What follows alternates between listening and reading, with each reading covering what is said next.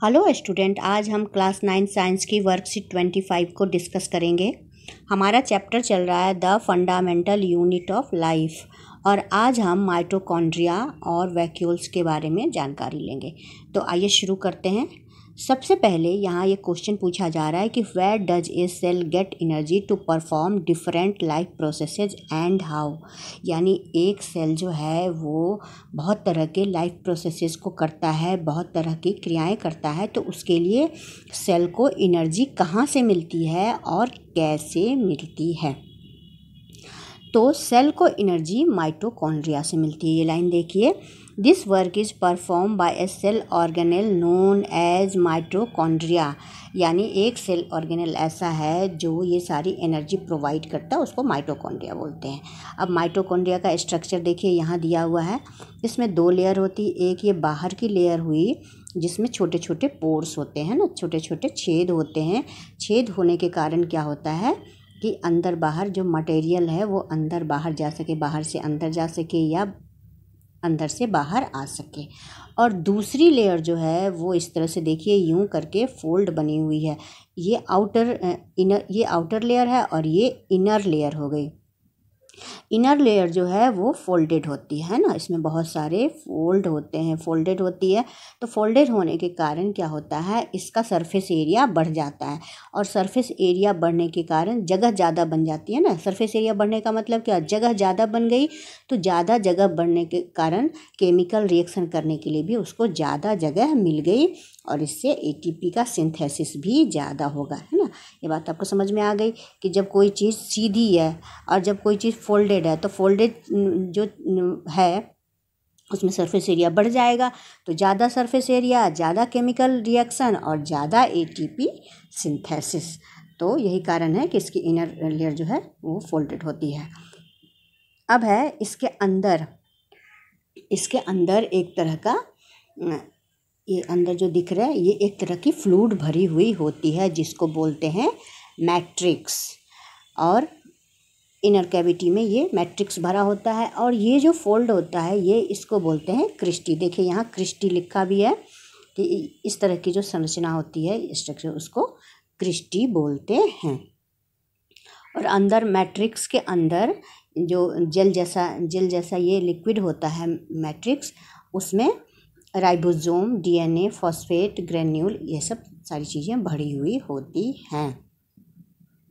दूसरी बात ये कि ये जो माइटोकॉन्ड्रिया है ये यूकैरियोट्स में ही होता है, प्रोकैरियोट्स में नहीं होता है। और यूकैरियोट्स में भी ये बैक्टीरिया में और मैमल्स के आरबीसी में नहीं पाए जाते, ये आपको याद रखना है। चलिए अब आगे देखते हैं। All necessary energy required to various chemical activities to perform different life processes released by mitochondria for the life in the form of ATP. यानी सेल को जितने भी उसके नेसेसरी वर्क हैं, नेसेसरी एक्टिविटी जो उसको परफॉर्म करने के लिए एनर्जी मिलती है और ये एनर्जी एटीपी के फॉर्म में मिलती है। एटीपी का फुल फॉर्म देख लीजिए, एडिनोसिन ट्राइफॉस्फेट, याद रखेंगे, वेरी इंपॉर्टेंट। आपको क्वेश्चन में, पेपर में बराबर ये पूछा जाता है कि एटीपी का फुल फॉर्म लिखिए, तो आपको याद रखना है एडिनोसिन ट्राइफॉस्फेट। अब है mitochondria provide energy to cell by producing ATP, therefore it is known power house of cell. इसको सेल का पावर हाउस कहते हैं, यानी कि यहाँ से सेल को पावर मिलती है, एनर्जी मिलती है। ATP is produce in mitochondria by the process of respiration. ये बहुत इंपॉर्टेंट है, इसको अच्छे से समझिए। अभी मैं इसको और अच्छे से समझाऊंगी आपको। The body uses energy stored in ATP for different activities. अच्छा, रेस्पिरेशन की क्रिया ये करे, जो माइटोकॉन्ड्रिया होता है उसके अंदर फूड स्टफ भरा होता है फूड स्टफ भरा होता है और फूड स्टफ जो है वो ऑक्सीजन की मदद से प्लस इसमें कुछ एंजाइम होते हैं उसकी मदद से ऑक्सीडाइज होता है और ऑक्सीडेशन की क्रिया के बाद बनता है CO2 प्लस H2O, है ना, वाटर वेपर बनता है, वेपर के रूप में बनता है। तो जो अब देखिए, ऑक्सीडेशन इसलिए कहते हैं कि इसने ऑक्सीजन को, सेल के अंदर ऑक्सीजन आया, फूड स्टफ से मिला और मिलने के बाद ऑक्सीडेशन हुआ और फिर बना क्या, बना CO2, यानी ऑक्सीजन अंदर आया और CO2 बाहर निकला। अब ये CO2 जो है वो बाहर निकला और ऑक्सीजन आया, इसीलिए इसको, इस पूरी प्रोसेस को क्या बोलते हैं? रेस्पिरेशन, है ना, रेस्पिरेशन बोलते हैं। सेलुलर रेस्पिरेशन, सेल के अंदर का रेस्पिरेशन, है ना, सेलुलर रेस्पिरेशन इसको कहते हैं। अब आपको समझ में आ गया पूरी क्रिया कैसे होती है। और जब ये रेस्पिरेशन होता है तो उसके बाद क्या होता है? बहुत सारी एनर्जी मुक्त होती है, और एनर्जी से क्या होता है? फिर ATP का फॉर्मेशन होता है, ATP का सिंथेसिस होता है, यानी कि ये एनर्जी जो है वो ATP बनाती है। यही कारण है कि इसको पावर हाउस ऑफ सेल कहते हैं। अब है the body uses energy stored in ATP for different activity, different activities के लिए ATP का यूज़ किया जाता है, और ATP को energy currency of the cell कहते हैं, यानी सेल की एनर्जी करेंसी कहते हैं। इसका उपयोग, और ये एनर्जी करेंसी जो है इसका उपयोग बहुत सारे कामों में किया जाता है। The outer membrane of mitochondria is very porous, जैसे कि मैंने पहले बताया कि आउटर मेम्ब्रेन, बाहर का जो मेम्ब्रेन होता है वो छेद वाला होता है, while the inner membrane is deeply folded, और अंदर वाला बिल्कुल डीपली, जैसे कि यहाँ आप देख रहे हैं डीपली फोल्डेड, बहुत सारे फोल्ड होते हैं उसमें। Mitochondria is a cell organelle that has its own DNA and ribosome. अब क्या होता है? माइटोकॉन्ड्रिया बिल्कुल अलग तरह का सेल का ऑर्गेनेल है, जिसका अपना DNA होता है, अपना राइबोसोम होता है, इसीलिए इसको सेमी ऑटोनोमस ऑर्गेनेल भी कहते हैं। बहुत कम ऐसे सेल ऑर्गेनेल हैं जिनका अपना DNA या अपना राइबोसोम होता है। चूँकि इसका अपना DNA होता है, अपना राइबोसोम होता है, इसीलिए इसको सेमी ऑटोनोमस ऑर्गेनेल्स कहा जाता है। Therefore it can make some of its protein by its own, और चूँकि अपना राइबोसोम है, अपना DNA है, इसीलिए अपने लिए प्रोटीन भी खुद ही बनाता है। इसके अलावा जो एनर्जी इसको ATP के रूप में, जो भी एनर्जी ATP के रूप में इसके पास स्टोर होती है, उससे ये DNA का रेप्लिकेशन कर लेता है ना, DNA का रेप्लिकेशन करता है।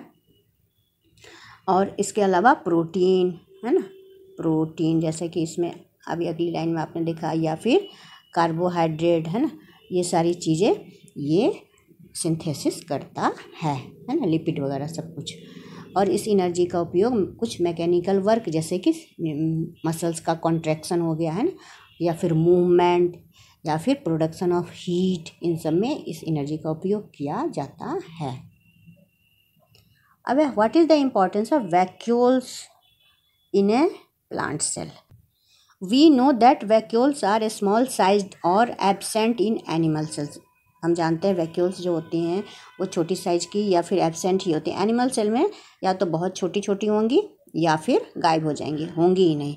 But in plant cells they are very large inside. Plant cell में बहुत ही लार्ज, आप प्लांट सेल बिल्कुल ऐसे बड़ा सा बीच का सेंट्रल भाग जो है ये वैक्यूल्स ही ले लेता है, यानी बहुत बड़ा, बड़े साइज का वैक्यूल होता है।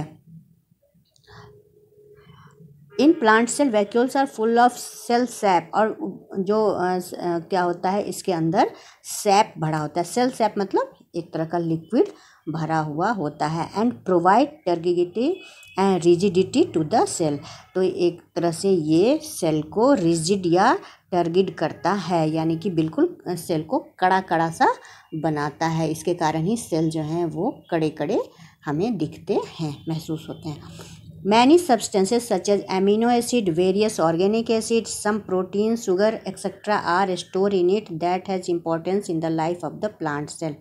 बहुत सारी ऐसी चीज़ें होती हैं जैसे कि एमिनो एसिड है, बहुत तरह के ऑर्गेनिक एसिड हैं, प्रोटीन, शुगर, ये सारे इसमें स्टोर रहते हैं प्लांट सेल के, इस वैक्यूल्स में स्टोर रहते हैं। इसके अलावा वैक्यूल्स जो है एक कूड़ा घर की तरह भी काम करता है, यानी कि बहुत सारे वेस्ट मटेरियल है ना जिसको सेल के बाहर फेंकना ज़रूरी है, वो भी इसमें स्टोर होते हैं। तो एक तरह से ये सेल का कूड़ा घर भी कह सकते हैं इसको। The cell membrane of the vacuoles is known as tonoplast, और वैक्यूल्स का जो सेल मेम्ब्रेन है, आउटर लेयर है, उसको टोनोप्लास्ट कहते हैं। It keeps the content of the cell separate from the cytoplasm of the cell.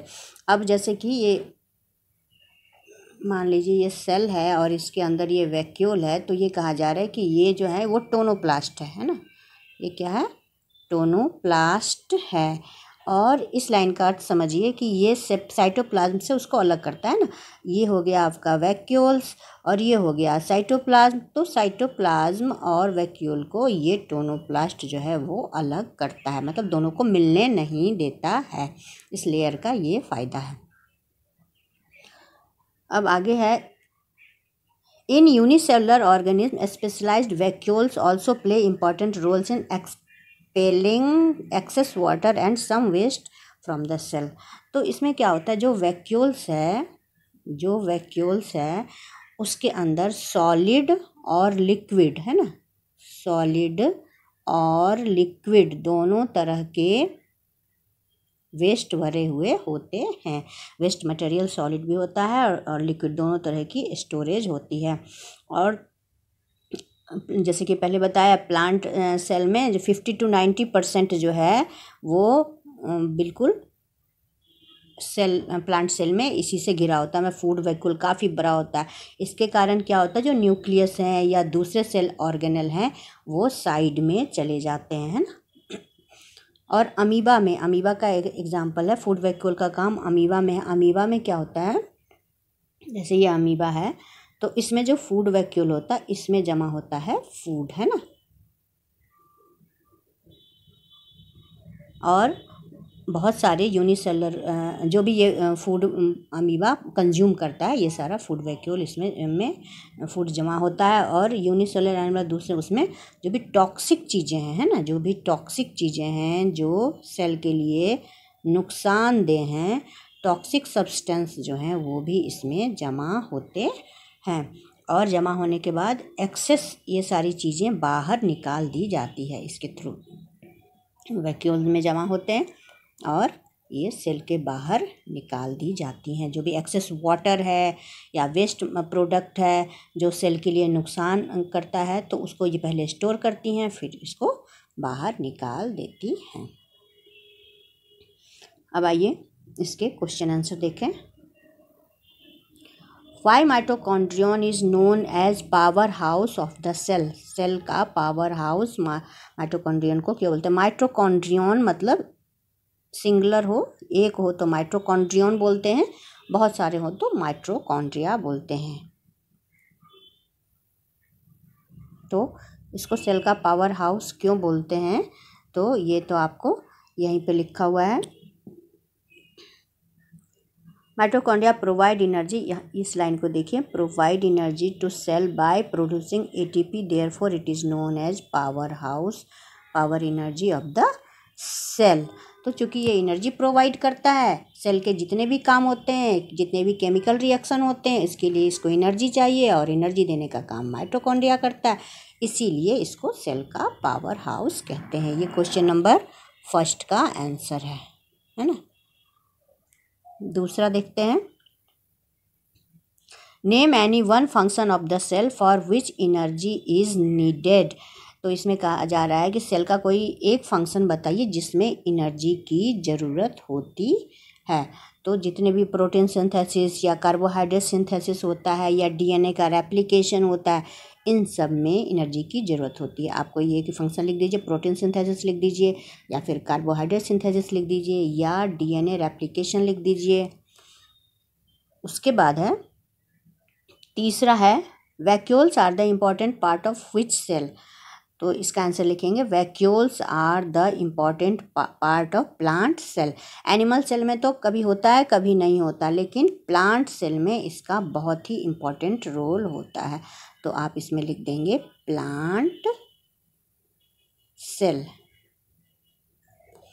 Name the membrane of the vacuoles, और vacuoles के मेम्ब्रेन का क्या नाम है, टोनोप्लास्ट। देखिए यहीं लिखा हुआ है ना, cell membrane of the vacuole tonoplast कहते हैं। ये हो गया आपका क्वेश्चन नंबर 3 का आंसर।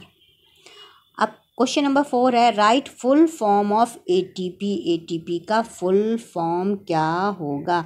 तो एटीपी का फुल फॉर्म ऊपर ऊपर भी लिखा हुआ है और मैं आपको बता रही हूँ, एडिनोसिन ट्राइफॉस्फेट। आप ऊपर यहाँ या तो आप यहाँ देख लीजिए, आप या तो यहाँ पर देख लीजिए एडिनोसिन ट्राइफॉस्फेट, तो आप ये लिख देंगे। क्वेश्चन नंबर ये 4 हो गया, क्वेश्चन नंबर 4 का ये आंसर हो गया। अब लास्ट है, name 3 substances stored in vacuoles of a plant cell.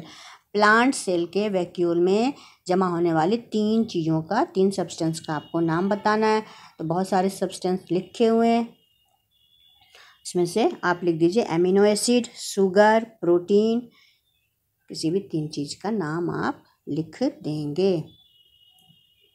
इस तरीके से आपकी ये वर्कशीट ख़त्म हुई और मुझे आशा है कि आपको ये अच्छी तरह से समझ में आ गई होगी।